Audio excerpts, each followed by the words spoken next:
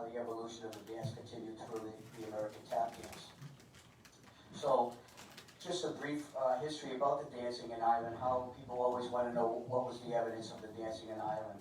Well, in ancient Ireland, when the Celts and the Druids roamed the land just before the onset of Christianity in the 5th century, the Celts were there with their customs and their dances.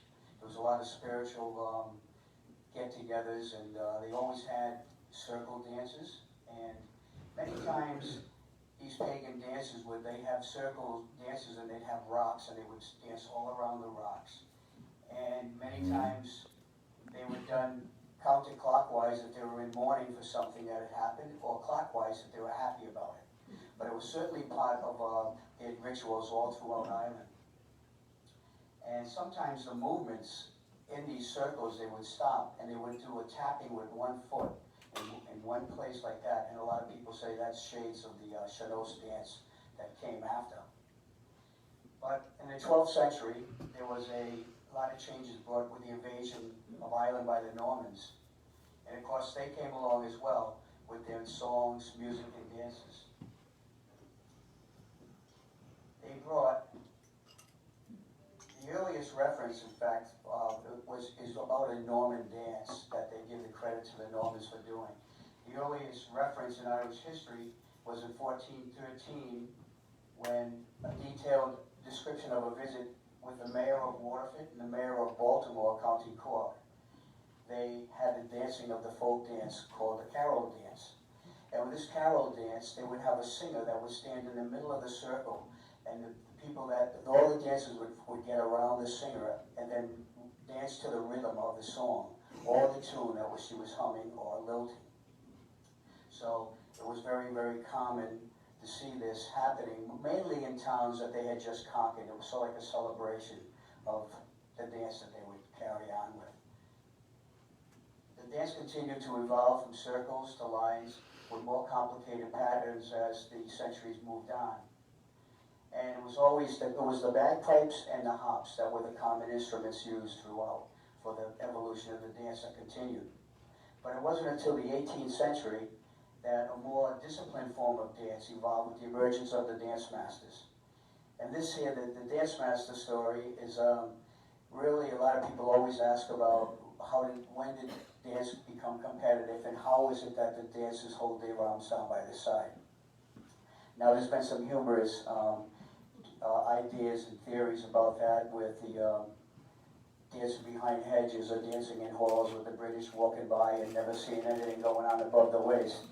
So there was a lot of those stories that went on, but it actually started happening with the dance masters. And these guys were very well respected gentlemen that used to travel to the villages with flamboyant clothing, and they'd have a big feather in their cap, a big staff, put up in the nicest farmhouses in the village. And they would teach the people of the village to dance. So they would oftentimes use a piece of straw to tie it to one of the legs. If somebody couldn't tell their right or left foot, right foot from the left, they would tie a piece of straw on the left foot. So they would try to use the right feet when they were given the instruction. But it was also a time when, if they spotted a bunch of the pupils didn't really have the skills, they started teaching group dances at that particular time that was danced right in the crossroads, so that everybody could have the joy of dance, whether they had these skills or not. They could learn some of these group dances and continue to enjoy the dance. But these dance masters, it was also known that they would execute these steps on the half doors of the cottages. They would take them right off and put them right in the middle of the crossroads, and they would have the dancing go on. And it was very common in those days that if a village was envious of the style of the dance that was being taught by a dance master in a village over there, they would actually send somebody at night to take them to their village. So that doesn't happen in Ireland anymore, but sometimes in Providence that still happens. So in 1893, we have a new group that was formed. It was called the Gaelic League. And their mission was about saving Irish culture, their language, their dance, and their songs. And they were pretty strict about what was in and what was out, and what was supporting Irish nationalism. And their mission statement, as I said, was to promote Irish culture, but they noticed there wasn't enough attention being paid to the dance. So they were responsible for opening dance schools all over Ireland in the 1900s, one in London, in fact, and one in Butte, Montana. In Butte, Montana, I was surprised to read that, but then I was invited 3 times now out to a festival in Butte, Montana, and the first time I got invited, I said, what the heck am I going to Butte, Montana for, you know? And I could not believe the history and the heritage in Butte, Montana. I guess it's been rated the most Irish city now in the United States. And it was very common with the mining, and we went on the tours out there. It was often said to the people leaving County Cork, don't stop in America, go straight to Butte. It was the richest hill on earth, they considered. It was Shamrock City. There was 100,000 people working in that city, but mostly in the mines. And so it was a privilege to go out there, because it was like when I went to an after party after the festival. It was like walking into my mother's house. Had all the hops and the shamrocks on the walls and everything, and they was very, very proud of their heritage. So that was amazing that they had a first dance school open in Butte, Montana. So it became that the costumes of the different dance schools that were opened up, they would always have these beautiful Celtic knots or symbols, and that was a sign of their Celtic pride. Jigs, reels, and hornpipes and ceilidh dances were becoming known as the national dances of Ireland. And the teaching of these solo dances and group dances was an expression of Irish nationalism. But the Gaelic League also started their first dance competition in County Cork in 1898, called the Fesh, which is now called the Oireachtas in many places. It's a Gaelic word meaning gathering, assembly, I should say. And the Gaelic League was very controlling. They would determine what dances were suitable for Irish nationalism. And in 1901, there's an example of the Oireachtas where they actually dismissed French quadrilles from the competitions because they just felt it was too much like square dancing, and they wouldn't allow it. So they were pretty strict on what they felt was promoting the right thing in their mind anyway. So I think Maureen, I'm pretty sure that is number 5. My sister Maureen is going to get up and say a few words. I just wanted to give you that short introduction to the dance, and then we're going to talk a little bit about what happened to the dance when it came across the Atlantic with these dance masters that traveled here, and they brought all those steps to the United States, and the dance schools were multiplying all over, and how it entered into the Doyle household, and my sister Maureen will share some of that with you now.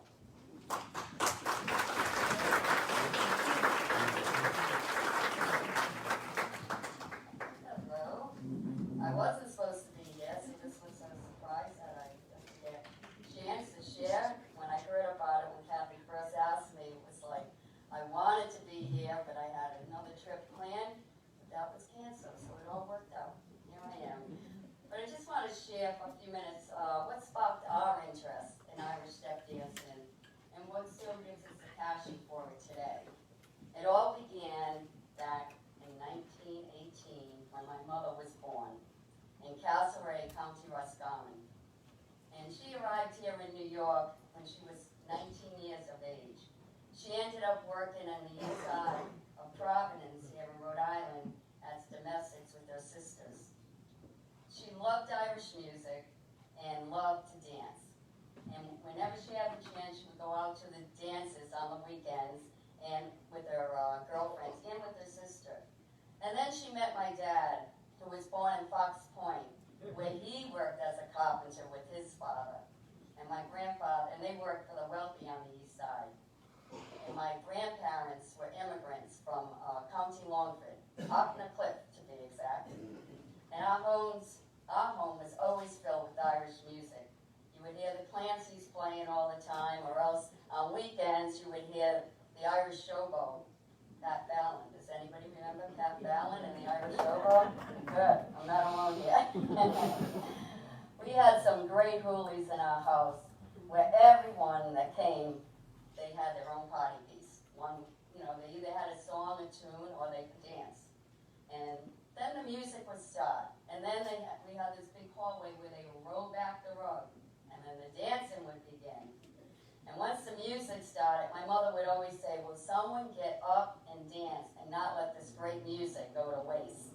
And many times she would be the first one to pick up her heels and put the jigs and the reels. And whenever she danced, she always had the joy and had this big smile on her face. And, you know, us as kids, we're looking at her and it's like, we try to get up there and try to dance around. You know how the little kids get up and jump around when they hear the music. So we wanted to learn these steps from my mother. So she was the first one, our first teacher, to start teaching us the Irish step dancing. And every day before school, we went to St. Matthew, we'd have our uniforms on, and she would get Kevin and myself out in front of the kitchen sink and practice the 7s and the 3s. Make sure we got it down right. And then as she noticed we were catching on pretty quickly, we started taking lessons from Steve Connie and Mary Sullivan from the Madden School of Dance. They would travel in from Boston every Sunday to teach Irish step dancing in downtown Providence. Kevin was 8 and I was 6 when we started lessons just a few years ago. It wasn't long before we were ready for the Irish dance competition, which is known as the Fesh. My dad would drive us all over New England to all these different competitions. And boy, we remember those days. They were long, hot summer days. And of course, we were so proud. We had our Irish uniforms, costumes, which were made of wool here in the middle of the summer. But we did make our parents proud. We came home with many medals. But at the summer cottage in Barrington, I remember we had great parties in the backyard there. Like I said, there was always music and dance and parties.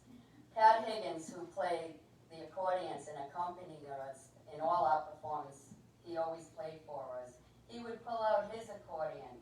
Then Peter and Jimmy Joy would join in. And it wouldn't be long before they would lay down some plywood on the grass. And then the dancing would begin again. And usually it was my mom leading the way. When St. Patrick's Day came around, Kevin and I would perform from dawn to dusk. And we loved to dance, especially here at the Cayley Club. This was one of our first appearances dancing, was here at the Cayley Club. And also at Island 32, the Era Society, Hibernians, and many other Irish celebrations all over. Did we get Eileen yet? No, what did we? Eileen Kelly is in one of the pictures with us here. And there she is. Anna Kelly, you know Anna Kelly, she was a president at one time here at the Cayley Club, and Eileen was one of the dancers with us from time to time. There was never any shortage of music and dance in our house. And many years ago, there were a lot of Irish priests that were just newly ordained. They were sent over to serve in the diocese here in Rhode Island. But they found their way, many of them found their way to our house through Father Rafferty, who was assigned to our parish of St. Matthew's. My mother, of course, invited him down, being Irish, invited him down for some tea and gave him the Irish welcome. And before long, it became the meeting place for all these young priests. And it was great, because every one of them either played an instrument, sang, or stepped, had a dancer's step there. Those were great days and great memories. In our teen years, you know, there wasn't much call for Irish step dancing then, except at weddings, anniversaries, maybe some church minstrels that we were dancing at from time to time. But when St. Patrick's Day rolled around again, it was a busy, busy time, and we would be out to the wee hours of the morning. Needless to say, Kevin and myself, along with my brothers Jack and George, we're so thankful to our parents for the great heritage that they have blessed us with. And also, Kevin and myself are still thankful that we're able to continue dancing and passing it on to others. Thank you. I'm going to let Kevin continue and finish up here.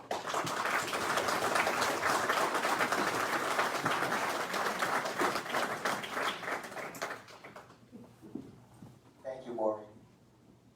So when I was 10 years old, something happened with my dance that really influenced me. As I said, I had this slideshow put together for another lecture, which was the Irish roots of American tap dance.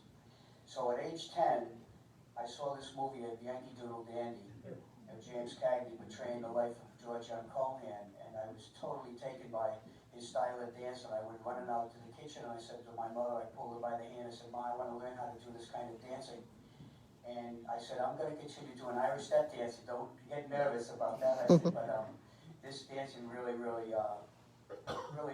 the spark in me to learn how to tap dance. So my mother and my father always saw that we followed our passion and always supported us through all of that. So she found this wonderful dance teacher in Pawtucket, Rhode Island, named Teresa Landry. Who this picture here is Teresa at 93 years old. She was still teaching 3 days a week. She just passed away a year and a half ago at the age of 96, who was still teaching 2 days a week. She just loved the children. She was just an inspiration in my life, all my life, and miss her dearly. So the dance continued to evolve with the steppers that came over.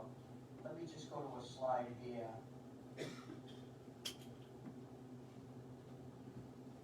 Do you guys recognize that guy for sure? Yeah. He is responsible for so much, put the world spotlight on Irish step dance, and actually really did a lot for Maureen and myself as far as people getting interested. It crossed over into all backgrounds, and it was really wonderful to see all different nationalities getting interested in it. And at that particular time, when Riverdance hit the stage, Pendrag, Celtic band for 34 years, you might recognize that lady sitting down there.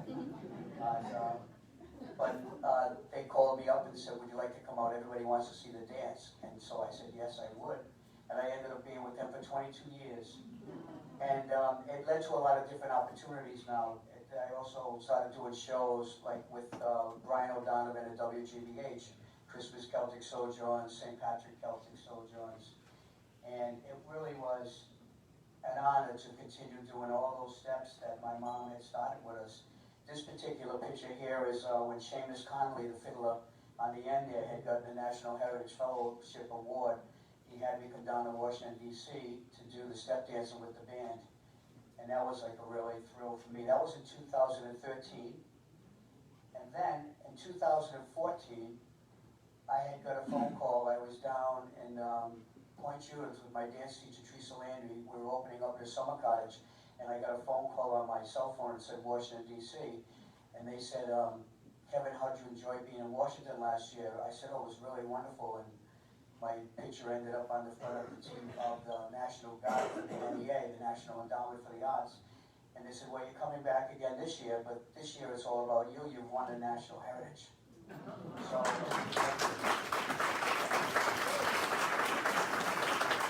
that was a life event for me. It was a week-long event. We had my whole family there. My sister Maureen, as you can see right here, danced in the concert. My daughter Shannon was with me. She danced with me as well.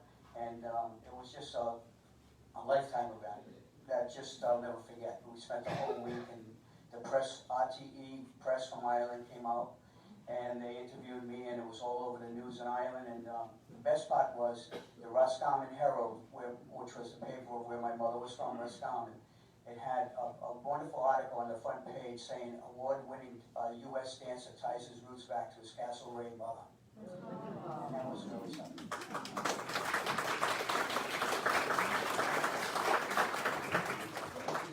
This here is the Heritage Award from Jane Chu, the chairman of the National Endowment. But from the neighborhood saloons, what I want to just touch on just shortly here is just the influence of the tap dance, of the Irish step dance that it had on American tap dance. Because all these Irish dance masters that came across the Atlantic, they started having to diversify when they entered into minstrel shows and the vaudeville shows. And to get into minstrel shows, many times if you had an Irish name, you were automatically a shoo-in. They figured you knew how to dance, you knew how to sing. And so it was like very much, a lot of people changed their names to Irish names just to get in. And a really interesting thing when I did some research about this lecture for Ireland was, I found this history of a man called William Henry Lane, who was actually called the Master of American Tap Dance. And this young man was born in Snowtown, which was a neighborhood right at the bottom of the State House. And it was 1825. William Henry Lane was born there. And he was living side by side with the Irish, who were very segregated against, but they were all digging the canal up to Worcester, Mass. So he was a free black man born in Providence. And of course there was a lot of music and song and dance and a lot of meshing of the cultures. So he continued. The next time you saw William Henry Lane in the story I had discovered was in the 5 Point sections of New York City. There was a riot in 1831 in Providence where a lot of black homes were burned and a lot of people had to move on. Well, he surfaces again in the 5 Point section in New York City, where he actually became quite the Irish step dancer up there because he learned all the steps in the Irish saloons. And he used the saloons as an apprenticeship. And that's where he came toe-to-toe with this man, Jack Diamond, who was known as the best Irish dancer in the world, able to outdance any man in the nation. He would advertise in the paper about these dance-offs, to come and try to outdo him. Well, William Henry Lane beat him in every single contest except one in 1843 where he lost. He was in Boston, and they said it was fixed by the Irish in Boston. They didn't give it to him. But William Henry Lane used to do all Jack Diamond steps better than Jack Diamond could do them, and then he would just freestyle at the end and show all his abilities. So it was quite the history that came out of William Henry Lane. Picture of a saloon in a 5 Point section back in the days. So as I mentioned, the evolution kept going on with the minstrel shows and then into vaudeville. And the vaudeville, they tried to get it a little more civilized. They tried to invite women in because the minstrels were pretty coarse material and a lot of the humor, and it wasn't really very suitable for any kind of women. So they would offer women a bag of flour at the door if they would come into the vaudeville shows, and they would close the bars down during the show and try to get a little more civilized. This is a picture here of that's had a lot of controversy in the last couple of years, where the minstrel shows used to black their face, the performers, whether it be in-men or performers in the minstrel shows. This is a perfect example of the change of the look of what happens when someone goes into an Irishman goes into blackface. Right here was early vaudeville. It was just full of Irish. All the Irish were in all these shows, and they continued to just, like I said, there was many different nationalities, but they were all becoming Irish names and Irish of descent, they said. This particular man right here, Pat Rooney, he's a guy that discovered the Pat Rooney Waltz Clog. He was a step dancer, and then he had the Waltz Clog. He made a living in vaudeville doing the Waltz Clog. And Teresa Landry told me that. You might recognize this gentleman right here. He was known as Bojangles Robinson, Bill Robinson. Also, at 8 years old, was a phenomenal Irish step dancer, learning many of his steps in the saloons of the Irish.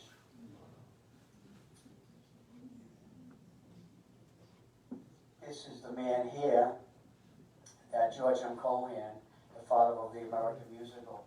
This guy, Cohan, actually talking about how everybody changed their names to Irish names. This guy was a Kahane when he came over from Ireland, the family, and he changed his name to Cohan because all the producers on Broadway were Jewish. So he changed his name to Cohan, and they said, well, we'll help let this nice Jewish boy get his shows on Broadway.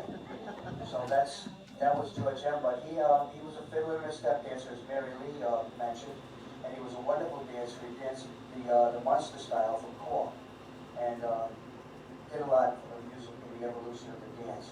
There was a lot of dancing. Anything he produced, there was a lot of dancing. He's the only one that has a statue, any performer in Times Square in New York City. He was the first performer ever to get a congressional medal from president. Well, it was a funny thing about Providence. It took about 8-9 years ago, I guess it was, these two Jewish people from New York moved into the city, Cy Gill and his wife, and they could not believe that the king of Broadway, the master of all those musicals, didn't have anything at all in Providence, Rhode Island. So they got a campaign going, and they actually put up a beautiful bust of him now in Wicked in Governor Street at the Fox Point section, where I was born as well, over in St. Joseph's Parish. And I was part of the celebration when they did the dedication. And I looked at the picture here, and I think I do have it here. I said, that's a wonderful thing of George M. Cohan, but he doesn't have any legs. And he was a wonderful dancer. So I mentioned that comment when I was in Ireland in County Clare, and I said to them, as a joke, when it went right over this guy's head, I said, so I'm going to go back to America, and I'm going to get a fund going, I'm going to try to get George a pair of legs. And this gentleman came up to me at the end of the lecture, and he goes, listen, where can I dedicate some money to that and get him some legs? I said, no, I was only kidding you now. But the tap dance continued to get evolved on with these Irish performers, and I'll just show you a couple slides of some of the people that had so much to do with the dance and continue on. Gene Kelly, you'll recognize him, Donald O'Connor.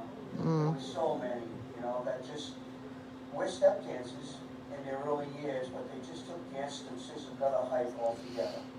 And this here is just a newspaper with our favorite dancers. There was Donald O'Connor, Gene Kelly, and Kieran Jordan, a colleague dancer of mine at the top there. It was wonderful to have that in the paper. That's the cover of the 2014 guide that when I was in Shanks County in Washington, D.C.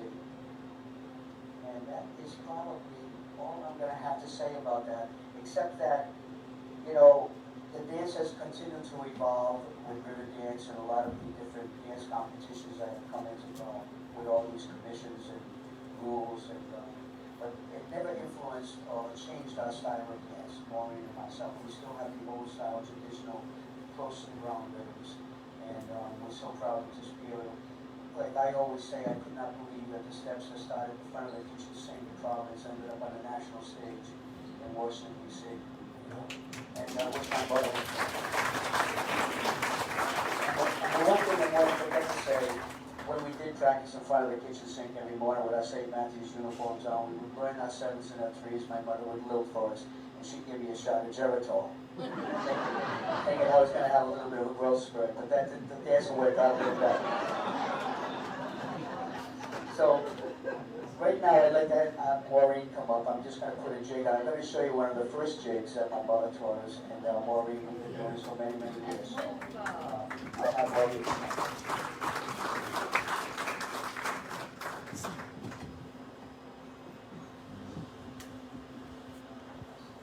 One moment.